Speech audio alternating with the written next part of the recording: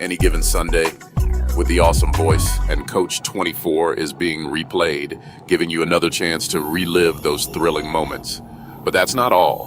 While we're enjoying the replay, our team is out watching the Kansas City Royals take on the New York Yankees in a crucial Major League Baseball playoff matchup. We'll be back next week with a full recap, highlighting all the key plays and analyzing the impact of this game on the postseason race. Stay tuned for more sports news, updates, and expert analysis. This is Any Given Sunday.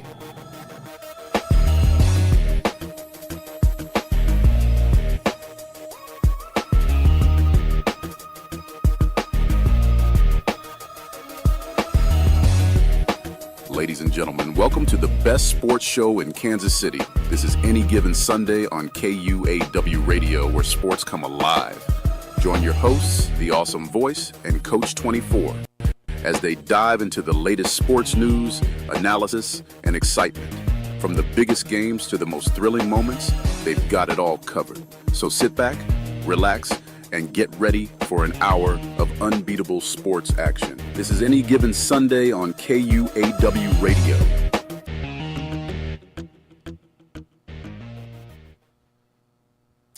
And welcome, sports fans, to the weekend eve. This is Any Given Sunday on KUAW. I am Brian Kress, the awesome voice, and for the first time in about 4 months, my co-host, my brother with another mother, is here. He is live. The boys are back in town.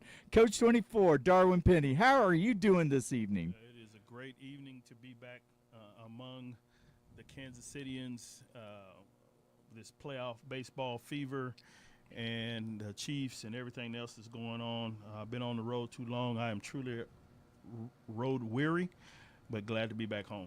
Absolutely. And behind the scenes, running the show, DJ Scatter, Mr. George Walker. Mr. Walker, how are you doing this evening? Well, I'm feeling just fine and ready to go. Oh, man, I am so stoked. I'm pumped. The Chiefs are winning. The Royals are winning. We are winning. I mean, we are undefeated right now. So this is really, really awesome. So now, you know, the last month, ever since Vinny Pasquantino injured his thumb, it has been an up and down season because really the Royals had been playing very well. You just thought that they were just going to stroll into the playoffs. Now, I know that they still needed work. They needed to get things going, but they were playing well. And then Vinny's injury, and all of a sudden it's like kind of you're just driving along and you hit that pothole, and it was a giant pothole because it was like a canyon pothole. And so the Royals had struggled to cross the finish line. They were literally crawling and scratching and barely making it. So, but they did make it.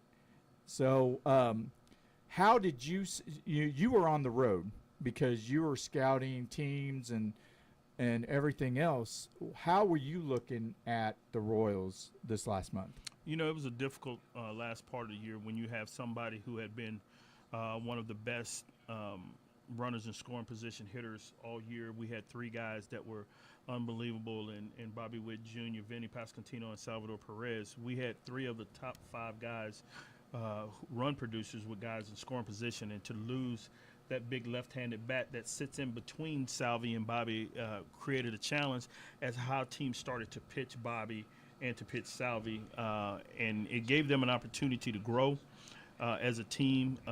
Everybody still, I think, needs to remind themselves of how young we are out there on the field, and we've still got 6 guys that make their presence in our lineup that have, you know, less than 4 years of Major League service, including our all-star Bobby Witt Jr. And so we don't have guys who have a whole lot of playoff experience. And so the best thing that happened to us, though, was that we were having to fight to get in.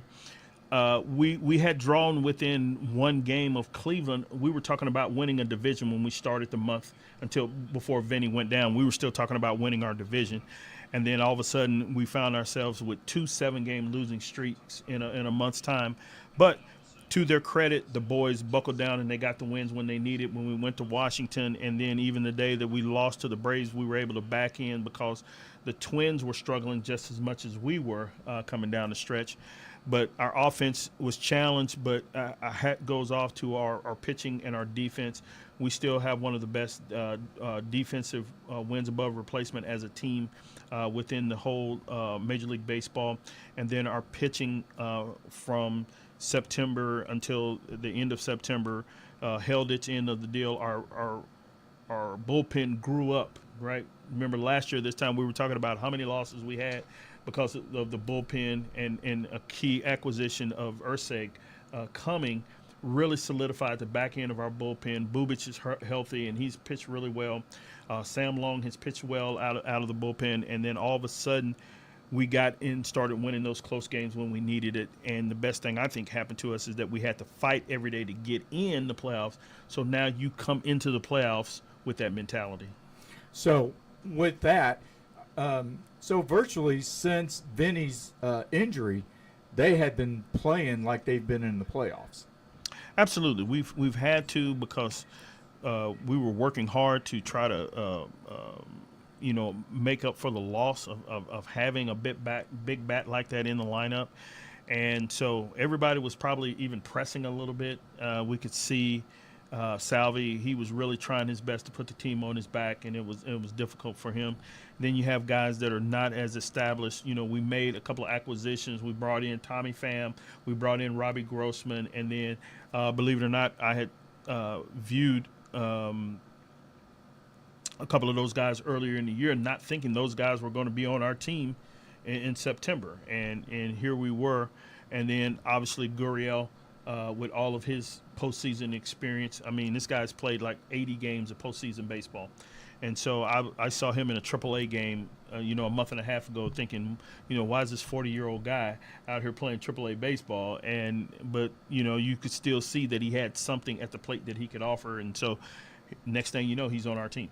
So Gurriel didn't play in the majors at all this year. So when you saw him out there, what were you thinking?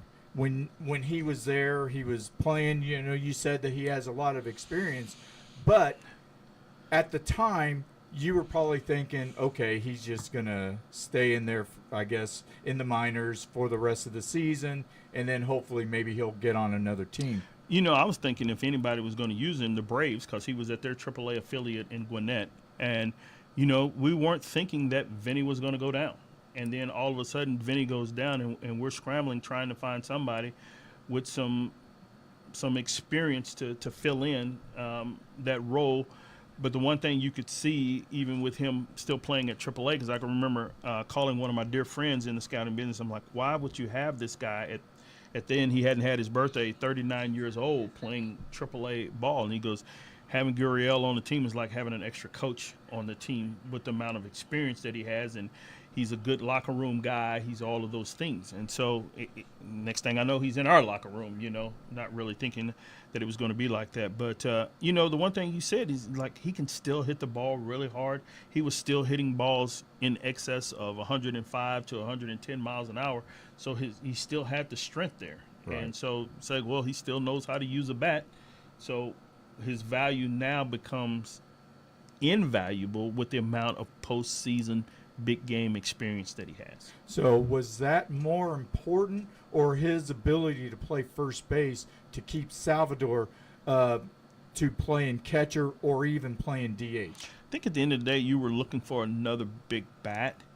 We needed some more thump in our lineup, if you will, and so that's what he brings. He's more than adequate at first base, but it was the experience of helping this young collective group of guys get over the hump of, if you do get in the playoffs, who has the playoff experience besides Salvi, and then obviously we've got a couple of guys in the bullpen that have some playoff experience, and with Smith in particular, having been on the last 2 World Series teams, we're hoping it's going to be 3 this year. Right. So, but that's where you saw, okay, it's after the trade deadline. What move can you make with the least amount of damage to your system also. So you have to think about that. Yeah, absolutely. So, you know, you brought in Pham, you brought in Grossman, you brought in Gurriel. For J.J. Piccolo, before Pasquantino got injured, was he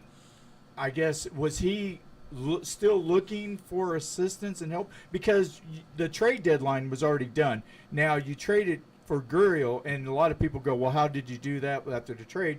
And I explained to people that because he was in the minor leagues, you were able to trade for him. If he was playing for Atlanta Braves or for whatever the major league team, you couldn't have done that. You could have, but it had to then go through a series of waivers where other teams could say no, we can basically block that, and the team that's lowest in the standings could have claimed him.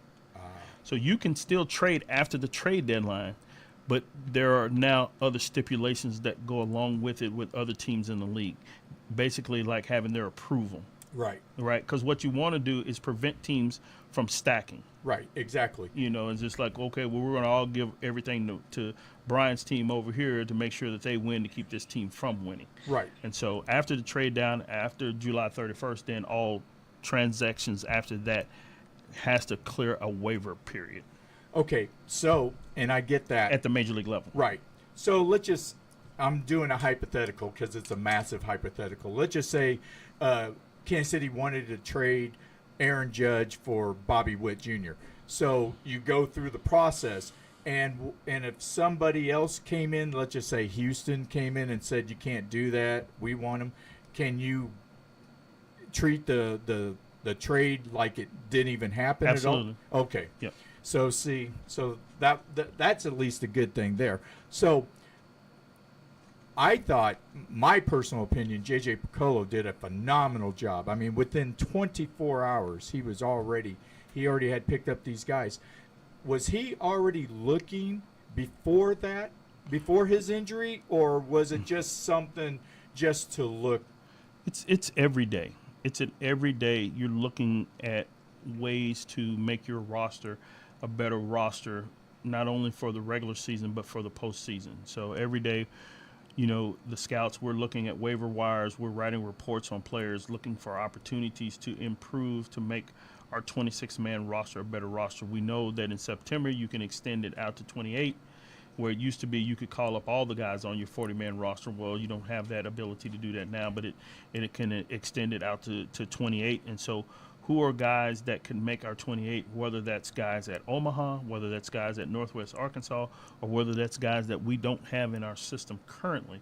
And so you're already, you know, you always, you know, got your eye out, but certainly not saying we're looking for somebody to play first base for us. That's not what you're looking for, but you're always saying, is there a bat out there? Is there an arm that makes us a better arm or a better complete team? And so, but that really sends you for a scramble when something like that happens. So, anyway, so we got these guys outside of the bullpen, or actually the starting pitch, because the starting pitching actually struggled. Everybody struggled. Bobby Witt Jr. dropped 20 points from when he was batting .350. Salvador was really struggling with RISP. What was the strength of the team going down? Our defense. We are by far one of the best defensive teams. We've got guys at multiple positions that play above the league average, whether it's Salvador or Freddie behind the plate. Mikael Garcia at third base. Bobby has played Gold Glove defense at shortstop. Kyle Isabel in center field is above average there. And I think collectively as a defense, when you play good defense, it makes your pitching better. And so now when your offense is struggling because the team is holding the team to fewer runs, it still gives you a chance to go out and compete. And so I think that our guys also became a little bit weary in having to go out and to play at such an intense level over time, with still having a relatively young team. But we finally got our legs back up under. We took another deep breath, and then you brought in a couple of experienced guys like Pham, like Robbie Grossman, like Gurriel, that now gives you another little bit of breath of fresh air to say, okay, we can finish this thing.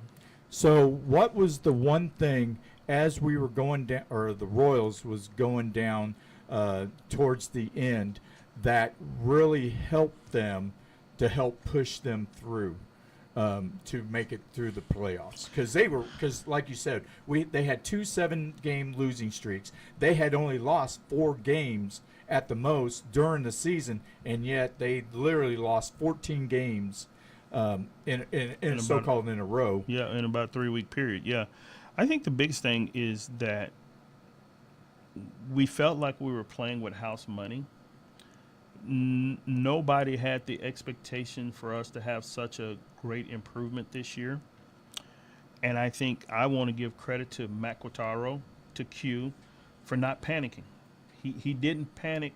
It was just, you could wake up every day still saying, no matter where we are, if the season ended today, we're in the playoffs. Right. And I think he kept that across the players.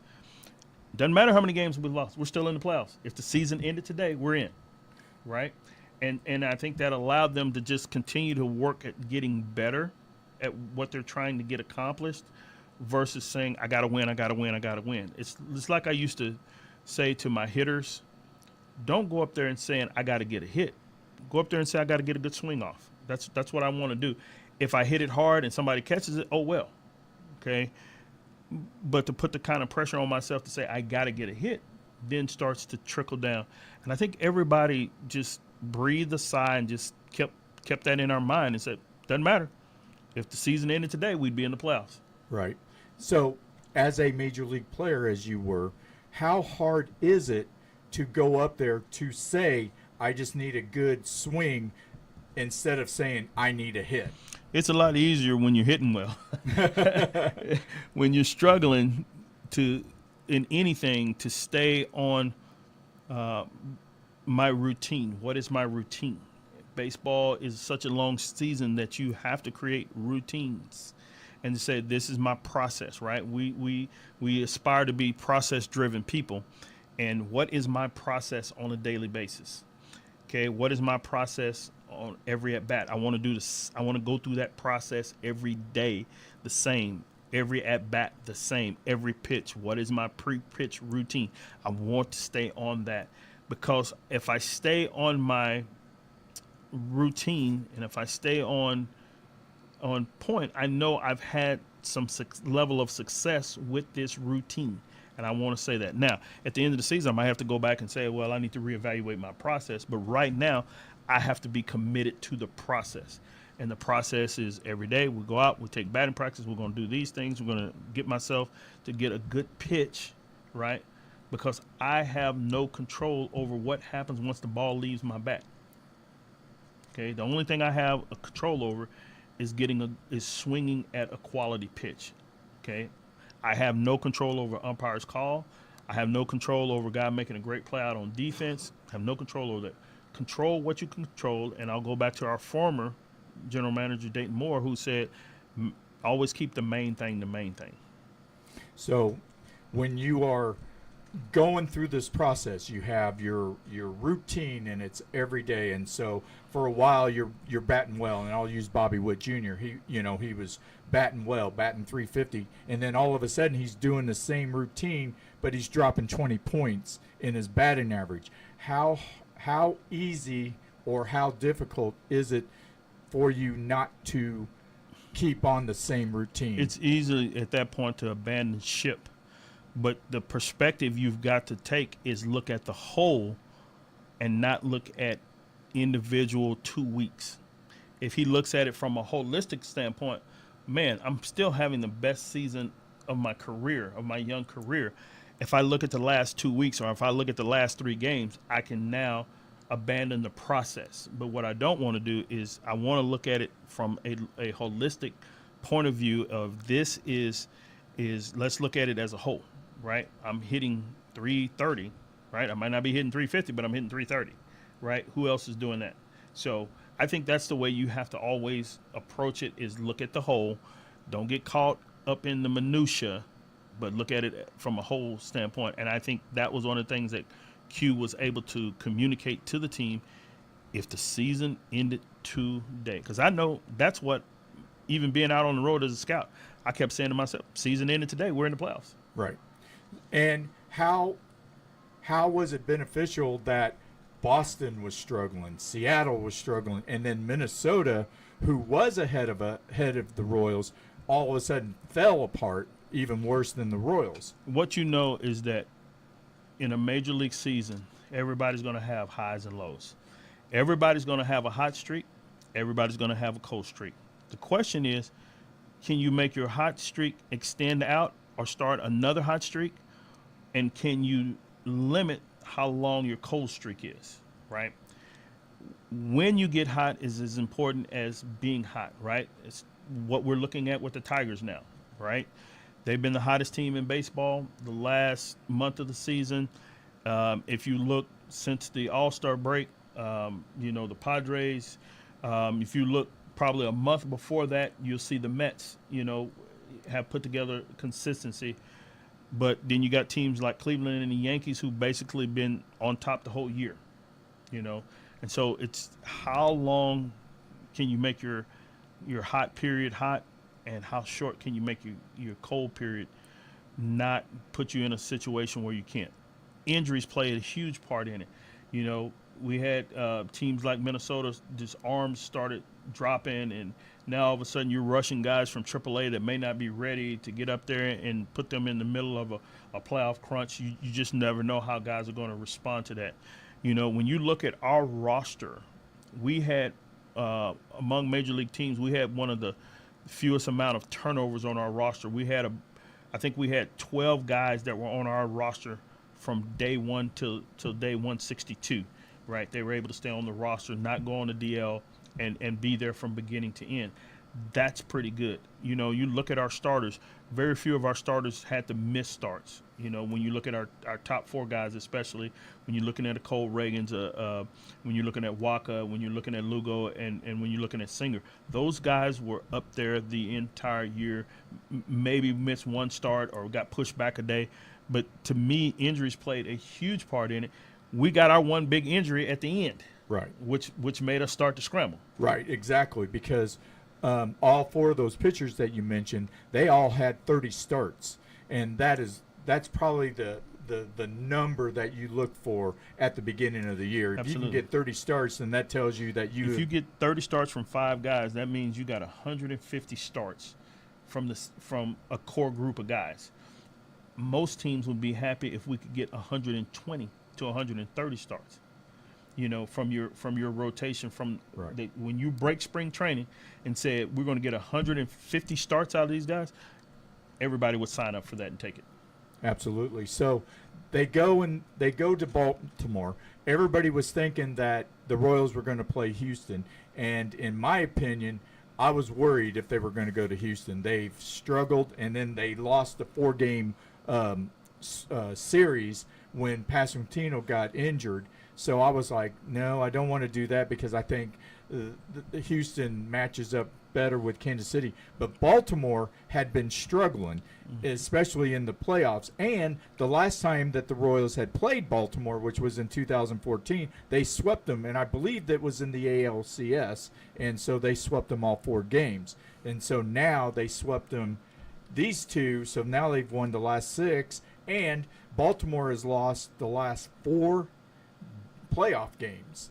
Yeah, I think they got a grand total 4 playoff series, but I think they got a grand total of 10 straight losses in the playoffs. At the end of the day, when you look at that, we felt like we matched up well with Baltimore, even though majority of people didn't give us a chance at beating Baltimore.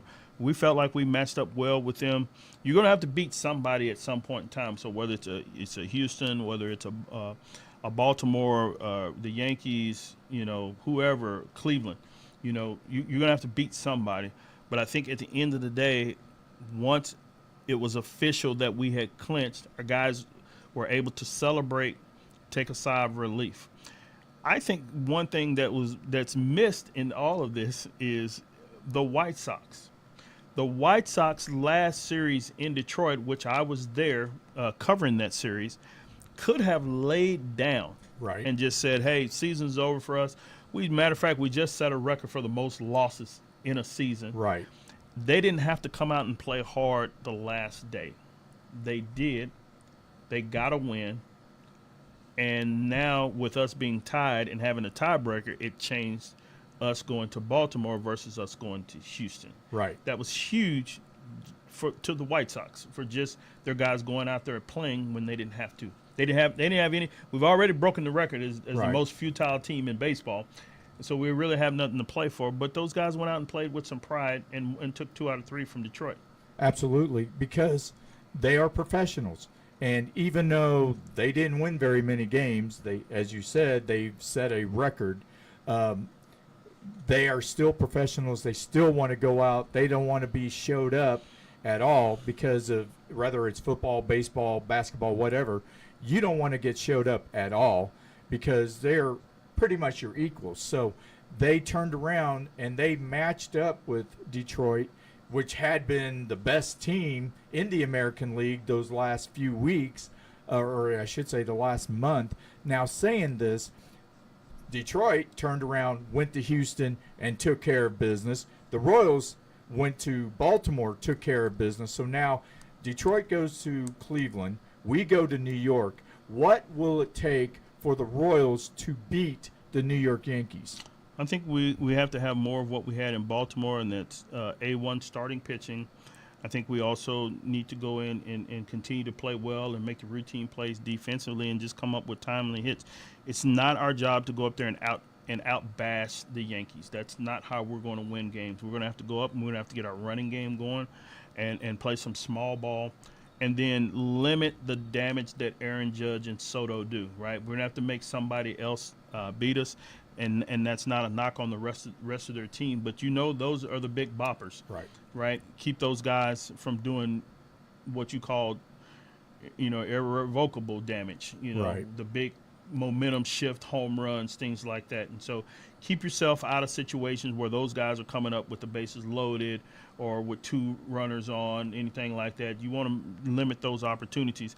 But I've seen teams be able to control Aaron Judge in a short series, and this is what this is. This is a short series. This is 5 games, and so first to 3, and I think you can control him by a certain way that you pitch him and give yourself an opportunity to go out and be successful.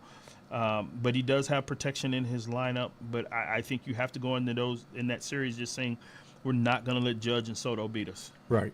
Now, Waka against Aaron Judge is 1 for 18, or Judge is 1 for 18 against Waka, and he is the starting pitcher Saturday, and he will go up against Garrett Cole.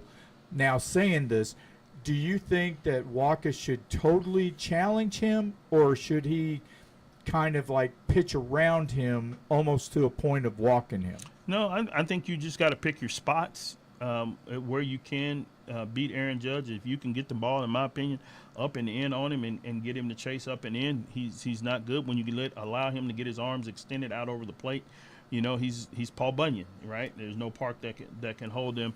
And I think one of the things we're going to do is really try to tie him up and or make him hit the ball the other way. It doesn't matter that he can hit the ball out the other way, but I think you got to pitch him the way you've been pitching him, that you've had success. I don't think you go and do anything differently and just go out and compete and have no fear. And we're playing with house money. We're not supposed to beat the Yankees. Right, absolutely. So, for the Royals to beat the Yankees, they have to come up with timely hits, play solid defense, and the bullpen is going to have to hold up the way it has been for the last month. And what would happen if they lose to the Yankees? What would happen? What would the Yankees do for the Royals to lose the series? If the Yankees consistently draw walks, I mean, they're really good at that, especially with Judge and Soto guys. Both of those guys had over 120 walks. if they consistently get on base via walk and not hit their way on, then we're in for a long series. I think that is going to be the key. I mean, we walked in this short series with Baltimore. We walked one hitter. I mean, that's the key to our success. Is we've got to pound the zone with strikes and make the other team put the ball in play, preferably weakly. So, what is your prediction? My prediction is the Royals in 5. I've got the Royals in 5 too. And with that, we are at halftime on any given Sunday on KUAW. Coach 24, my brother with another mother, Darwin Penny. I've got DJ Scatter running the show, George Walker, and I am Brian Cressy, Awesome Voice. When we come back, we're going to talk just a tad more about baseball, just who else is playing, and then we are going to get to football because we got a lot of questions with football and the Chiefs. They are the number one ranked team on my power rankings. So you are listening to KUAW.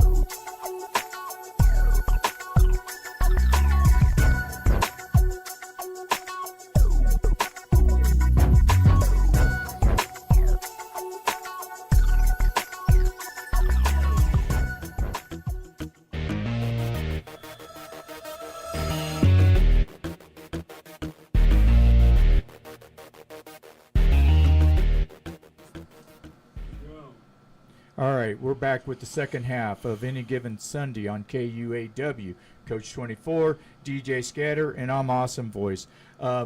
Just a little bit more baseball. The Padres swept they swept the Braves, didn't they? They swept the Braves. Yeah. And so that was the team that the Royals beat in order to get the second wild card. The Padres, as we were talking about, they have the best record after the All-Star break, and they have been playing great ball.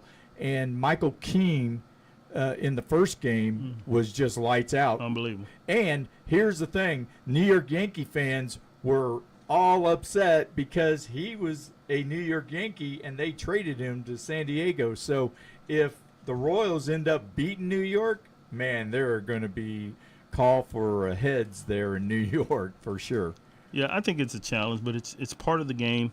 He had never really established himself as a starter, and it was something that he wanted to do. And then finally, San Diego gave him the opportunity to be a starter full-time and not be what we would call a tweener, a guy who bounces back from the starting to the bullpen. Sometimes that helps a guy with versatility, and he's usually a pitch short or whatever. But that was as dominant a performance that he had the other night. It reminded me of a former San Diego Padre who I still say to this day, with my own eyes, I was at the game, the most dominant no-hit performance I'd ever seen in Kevin Brown back in 1998 against the Houston Astros through a 2-hit, 16 strikeout performance. In that, I don't know how a pitcher could have been any more dominant than he was that night. It was just electric stuff that he had against a vaunted Killer Bee offense led by Jeff Bagwell, Craig Biggio. So, but I mean, the Yankees, sometimes it's about fit. It's about change of scenery that maybe helps propel a guy's career, and maybe this is what it took for King.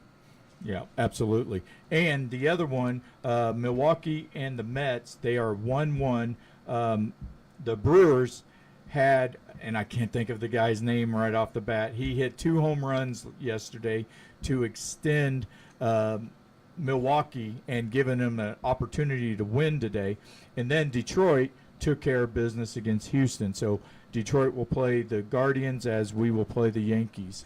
And so that is baseball for right now. So now we're going to go into the NFL where we've got the number 1 team in the NFL, the Kansas City Chiefs. Now, look, Kansas City has not played lights out. They haven't played like Buffalo Bill football outside of last week against Baltimore.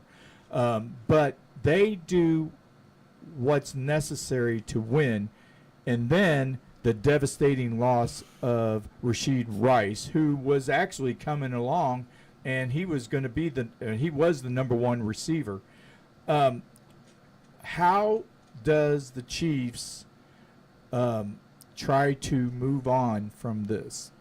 Well, I still say it's a quarterback-driven league, and when you still have the best quarterback in the league, we were able to see him make adjustments last year and the year before without a Tyreek Hill, or last year with all the drops that were going on, and he still just continued to again go back to being process-driven. Here's the right play, here's the right throw, here's the right read.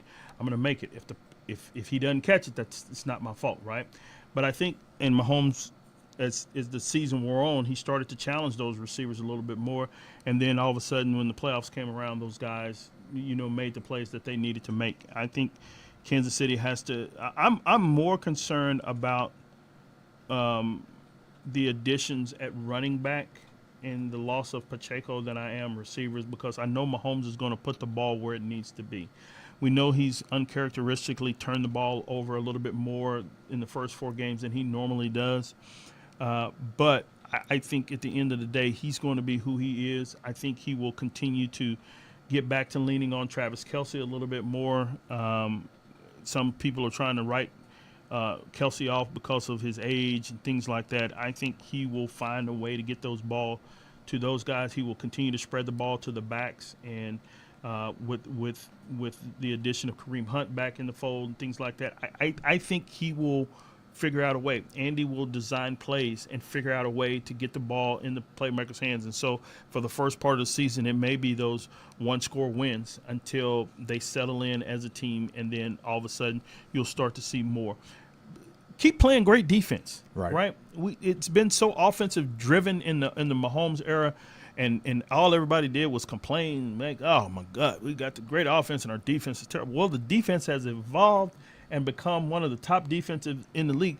Win on defense, and the teams that have put together dynasties have been able to do it in a multiplicity of ways. Right. If you go back to the old Steeler dynasty, when they first started, it was Franco right, Franco left, a little Rocky Bleier, and then hit Lynn Swann on the big one. Well, by the time they got to that 4th Super Bowl, Bradshaw was airing the ball out a little bit more. Franco had lost a step, Rocky Bleier had lost a step, and now Swann and Stallworth became this dynamic duo later in their career. And so I think that you have to work through that. The Niners, they were a different team under Steve Young than they were under Joe Montana, but they just was plug and play in this West Coast offense. And I think the Chiefs will find their footing. And right now, early part of the year, they may have to just lean on the defense a little bit more. Absolutely. And, I hear friends always talking, oh my gosh, the Chiefs are horrible. Look, they are undefeated. They are 4-0. You got Baltimore, who has really been impressive the last 2 games, but they lose the first 2 games. You got Buffalo, who now just lost a game. You had Josh Allen already as the MVP, and he didn't even throw a touchdown pass against Baltimore.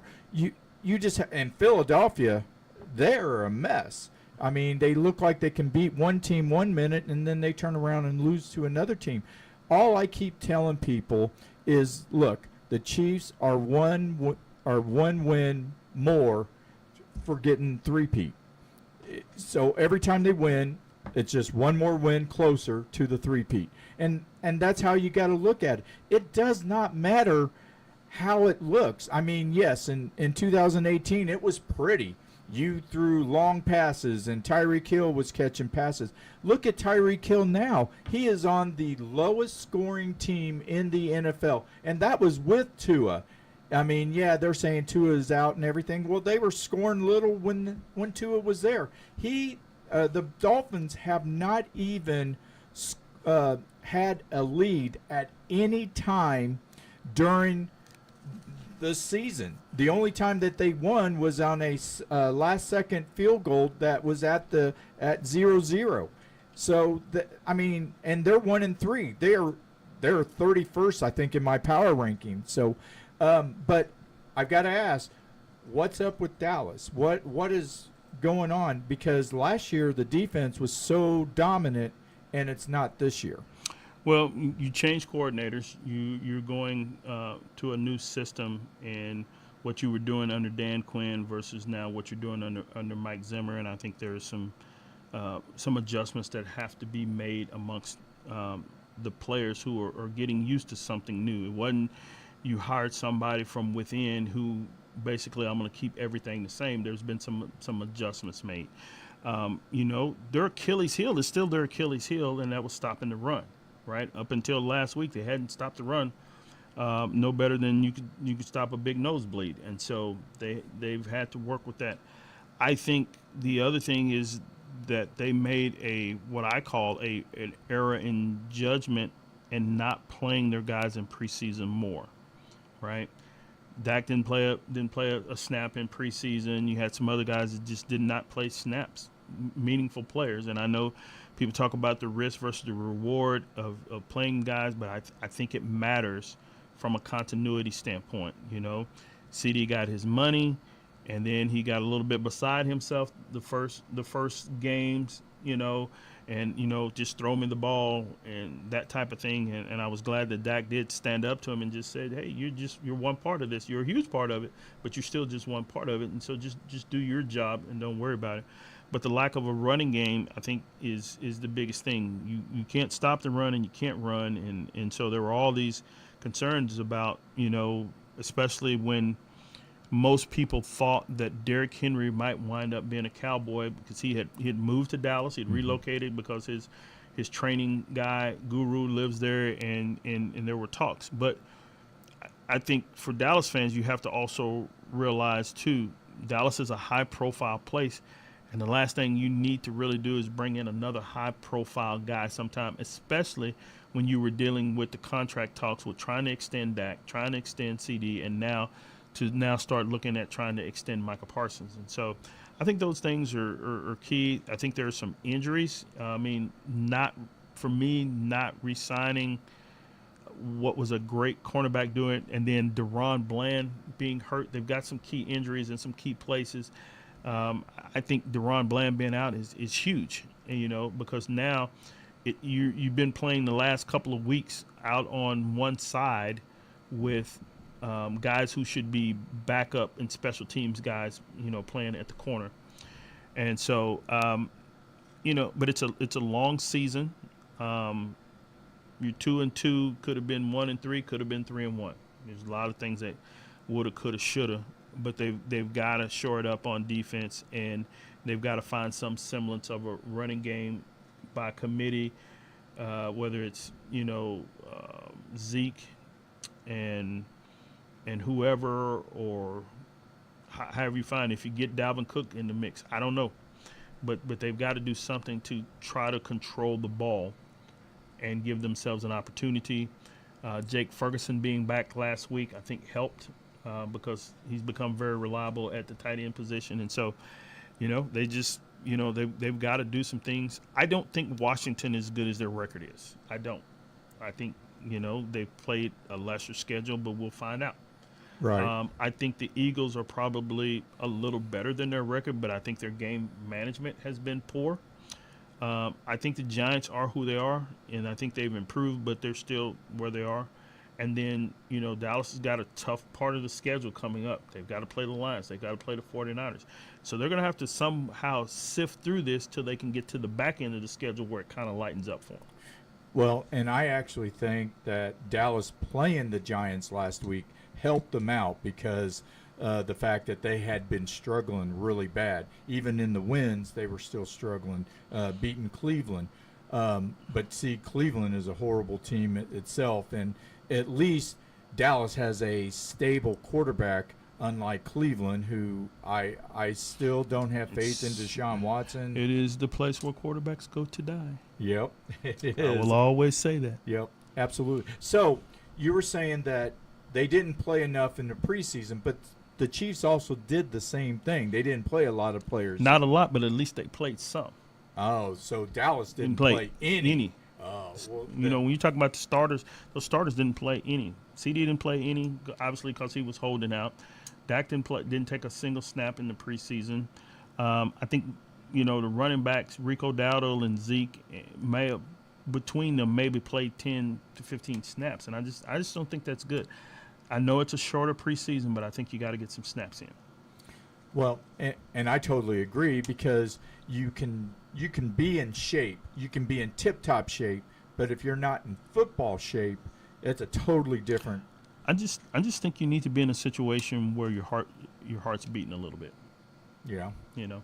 Just to get that cobwebs off and to know where this guy's going to be when he breaks and when I throw this ball. There's not going to be any, I thought you were going this way. You got to work that out, and not always the practice field is not always the place for that. Right. You need a little bit of that crowd roaring and, getting that adrenaline pumping to know how that's going to work out in the game. And now, do you think sometimes I know that in the preseason and training camp, they'll have two teams play against each other. They'll scrimmage. Yeah. Do you think those are the better things to do? Well, I think those are fine, but even that, it's protected. You can't hit the quarterback. It's a controlled scrimmage. Right. And to me, that's not the same as going all out. And I think those are the things. And then most of the time, those are very vanilla. It's all scripted. We're gonna do all pass plays here. We're gonna do all run plays here, and it has value. Most of the time, it's the team that you're going to play that in that preseason game, and so you get those ones-on-ones. You get a little bit of action in there, but again, it's controlled, it's scripted, so that you can manage injuries, and so you can just get some good work in. Because what you really want is your receivers having to beat guys who are going to be on the field, not some guy that's going to be on the practice squad. Absolutely. So let me ask you this. Would you have rather had Marty Schottenheimer and Jimmy Johnson's practices in the 90s or today's practices? Am I a player or am I an analyst? You would be a player. I'm a player. I'm going to take today's practice. Right. But as an analyst, which one do you think would be much better? I think you have to have a level of toughness in those practices that's going to create a mindset and that's going to create a culture going into your regular season. And so it was something when I was a high school football coach, I was like, we're going to have 3 days here, man, but we're going to get after it. Right. We're going to flat out get after it. And if injuries are a part of the game, we're going to get some ice and nurse you back up or whatever, but we got to go hard. You can't go out trying to worry about not having an injury, because then you have situations like, Aaron Rodgers last year, 4 plays into the season, he's gone already. Right. So I think you got to go out and you got to create the situation that you want to be successful in the game. You've got to go out and create that in practice. Yeah, absolutely. So saying that, do you see? But that's what the players union wanted, though. Right. They wanted fewer padded up days. Right, but aren't the injuries more now than they were in the 90s and 2000s? One, we diagnose injuries a lot different. Right. So guys back then weren't making as much money. Right. And so it was like, hey, man, I can't afford to get Wally pipped. I'm going to get back on this field. Right. I'm going to find a way. And they swear trainers to secrecy. You know, I know even doing that in baseball. I told my trainer when I had a pull quad, if you tell the manager, I'm going to get you. Right. Don't tell him I'm hurt, right? And so guys now with the guarantees and contracts and stuff, it's like, no real reason to worry about if I get hurt, I'm still getting paid. Right. So making all that money is good because it helps them. It helps them and their families. Absolutely. Right. But saying that, does it also hurt them because of the money? I think there's other things that you have to factor in too. We got more turf fields now than we've ever had, and I think that is as big of a cause and effect to injuries as anything else. You know, with guys, because most of these are a lot of these knee injuries and stuff like that, because the ground doesn't give when these guys are making these cuts. Right. We've got far more injuries that are non-contact injuries than we actually have from contact, and we have data that will verify that. You know, I remember having 2 or 3 high school kids, go down just making a cut. Nobody touched them, and so I don't think that. You know, the physicality of it is, and I think too, there's a lot less natural strength in these players. They're so muscle bound and they're so tight that these muscles that are attached to tendons, and why these tendons are tearing so fast, because you know they've got all these what I call non-functional muscles. They look good on the beach and in the mirror, but are those really functional muscles? And I think those are the things that we have to go back and do studies on as to why we're having more injuries. Same thing in baseball, right? We pitch fewer innings than Nolan Ryan and those guys, and we got way more injuries. Right. Nolan Ryan tore his elbow up, but it was in his last game after 26 years of playing baseball. Absolutely. You know, Bob Gibson never really got injured. Right. You know, Denny McClain. So were they just physically better men? No. But I think the other thing is, and I talk to parents a lot about this with youth, is you've played one sport. All those guys were multiple sport athletes, right, and they had complete bodies, versus kids that play one sport and they tend to beat up the same muscle. Eventually it's going to give. Right, exactly.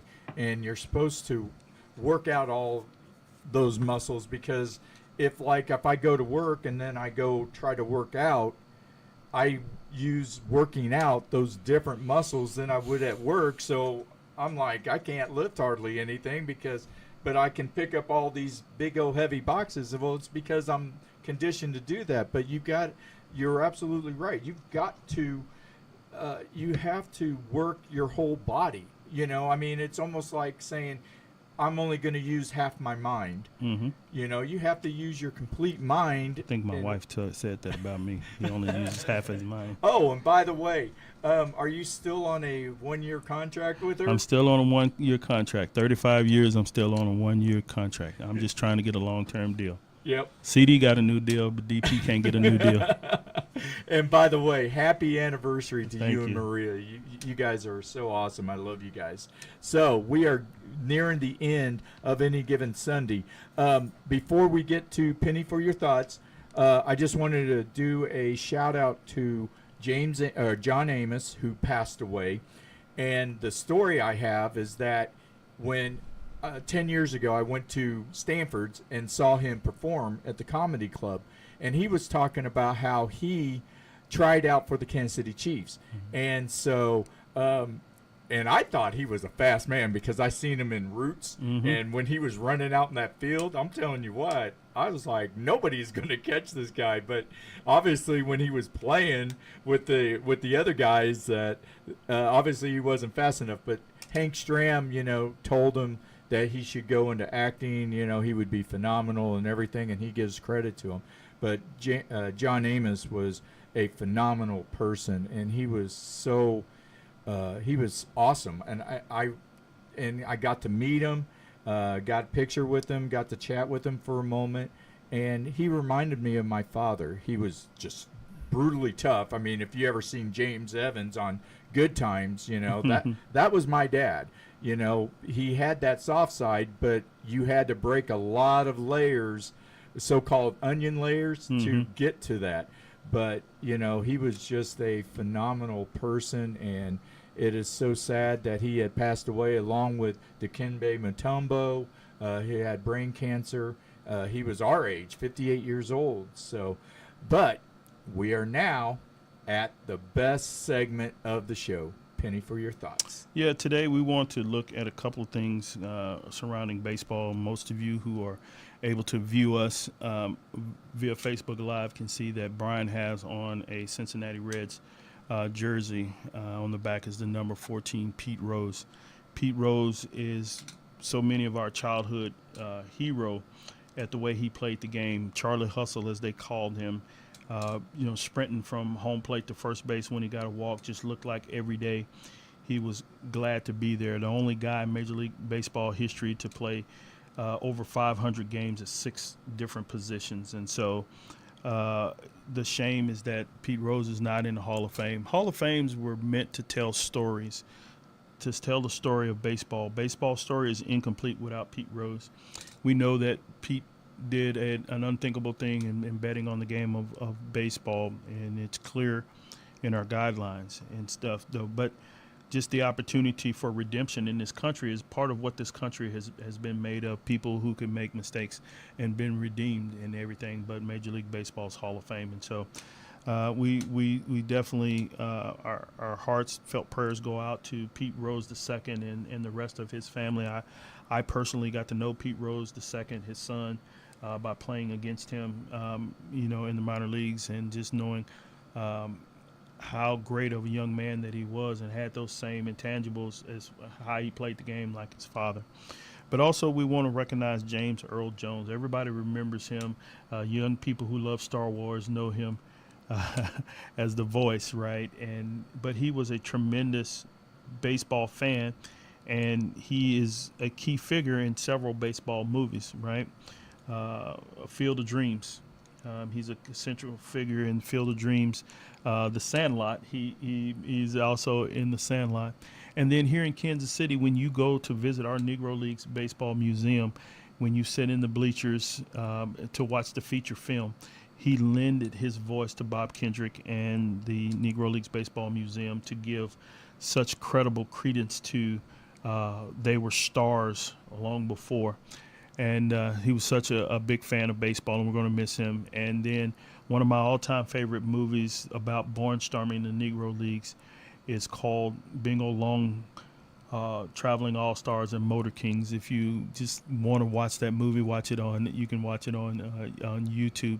And James Earl Jones plays this fictional Josh Gibson type character where he's a catcher on this barnstorming Negro Leagues baseball team, and he's just tremendous, not only with his voice but his stage presence at who he was. And he will certainly be not only missed by the movie industry, but he'll be missed by the baseball and sports industry as well. So rest in peace and eternal peace, James Earl Jones, the greatest voice known to man. Absolutely. So now, saying that, did you ever get to meet Pete Rose? I did not get to meet Pete Rose. Like I said, only met his son and everything. And I thought when I was 9 years old, I was going to be Pete Rose's teammate. Thought the Reds were going to draft me, and I was going to be the guy to replace David Concepcion as shortstop. So I would get an opportunity to play with Pete Rose. And so the Great Eight, what an incredible team that Cincinnati could run out these same 8 guys with Johnny Bench catching, Tony Perez at first, Joe Morgan at second, David Concepcion at shortstop, Pete Rose at third, George Foster in left, Cesar Geronimo in center, and Ken Griffey, not Ken Griffey Jr. in right field. That was an Elite 8 team, and all you had to do was just find a pitcher. Yep. Those guys were awesome. They were awesome, and they weren't called the Red Machine, Big Red Machine, Big baby. Red Machine for nothing. So, yeah, they won several World Series in the '70s, and then they played the A's, and that was the other thing. The A's, they ended their time at Oakland. The owner, which I won't even discuss because he's not even worth discussing.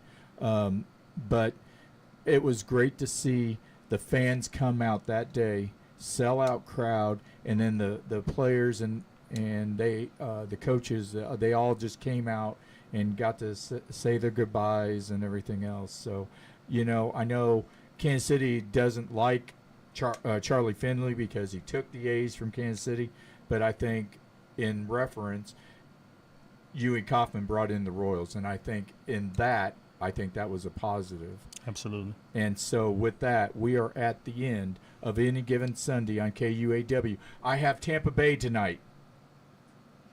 I'll take Tampa.